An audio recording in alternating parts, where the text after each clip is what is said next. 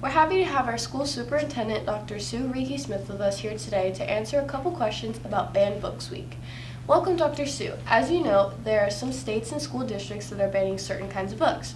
What is the TTSD's policy in regards to book banning? Well, TTSD has a board policy, IIA, that requires us to run a collaborative and inclusive process of material selection. There are 8 criteria, but the 2 that I would bring immediately to your attention is that the materials need to support and enrich the varied interests, abilities, backgrounds, and identities and developmental maturity of our student population, and that it represents differing viewpoints in controversial issues, so that as young citizens that our students are may develop under guidance the practice of analytical reading and thinking. As a follow-up, whom, from your point of view, does banning books impact?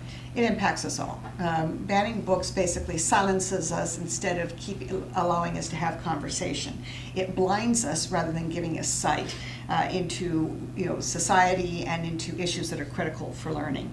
And it basically impacts and diminishes us as a democracy when we do not have the opportunity to have discourse about varying ideas.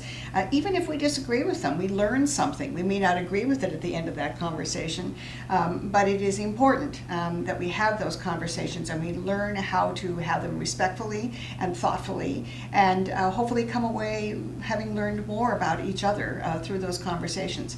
Books of all variety open our hearts and our minds to those types of conversations. Thank you very much for coming to share your thoughts with us today. Well, thank you, Lily, and thank you to the crew here, and to Matt Kinsley for giving me the opportunity to share how important it is that we be vigilant about keeping our books open and accessible to all students. So I really appreciate the time.